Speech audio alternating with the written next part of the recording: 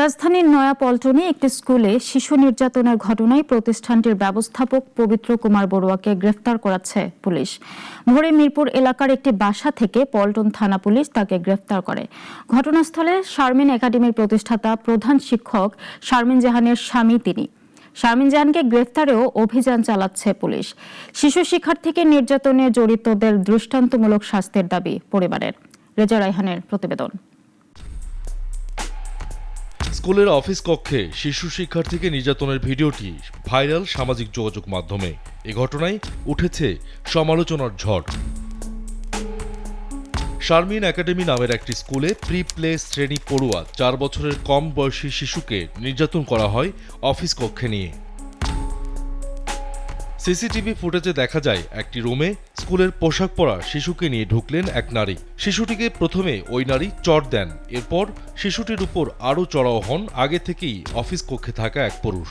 ওই ব্যক্তি কখনো শিশুটির গলা চেপে ধরছিলেন, কখনো মুখ চেপে ধরছিলেন, এমনকি হাতে থাকা স্ট্যাপলার দেখিয়ে শিশুটিকে আতঙ্কিত করতে দেখা যায় ভিডিওতে। নির্যাতনের শিকার শিশুটি কখনো কাঁদছিল, নিরুপায় অবস্থায় আতঙ্কে হয়ে পড়ছিল ভাষাহীন। ভিডিও ফুটেজে দেখা নারী শারমিন একাডেমির প্রতিষ্ঠাতা প্রধান শিক্ষক শারমিন জাহান এবং অপর পুরুষজন হলেন তার স্বামী স্কুলের ব্যবস্থাপক পবিত্র কুমার। এ ঘটনায় রাজধানীর পল্টন থানায় মামলা করেন নির্যাতনের শিকার শিশুটির মা। অভিযুক্ত দুইজনকে আসামি করে শিশু আইনের ৭০ ধারায় মামলাটি করা হয়। আমার কাছে নানা রকম হুমকিমূলক ফোন আসতেছিল, যার কারণে মামলাটা করতে একটু দেরি হয়েছে। তো গতকালকে পল্টন থানায় মামলা করা হয়েছে। আমার দাবি হচ্ছে তার আমার বাচ্চার সাথে যে অন্যায়টা করছে সেটার একটা সুষ্ঠু বিচার চাই আমি।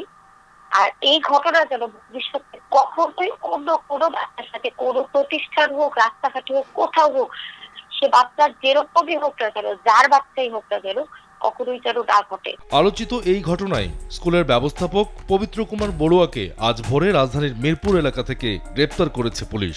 আজ সকালে আপনার মিরপুর থেকে আমরা একজন আসামিকে গ্রেপ্তার করি, পবিত্র কুমার বড়ুয়া।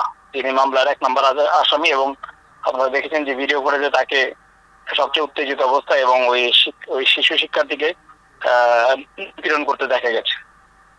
অপর যে আসামি আছেন শারমিন, উক্ত স্কুলের অধ্যক্ষ, তাকে গ্রেপ্তারের জন্য আমাদের অভিযান অব্যাহত আছে। ক্ষুব্ধ অভিভাবকরা ঘটনায় জড়িতদের দৃষ্টান্তমূলক ও সর্বোচ্চ শাস্তির দাবি জানিয়েছেন। শিক্ষার্থীদের নিরাপত্তা ও মানসিক সুস্থতা নিশ্চিত করতে স্কুল কর্তৃপক্ষের অবহেলার তীব্র সমালোচনা করেছেন তারা। রেজা রায়হান, নাগরিক, ঢাকা।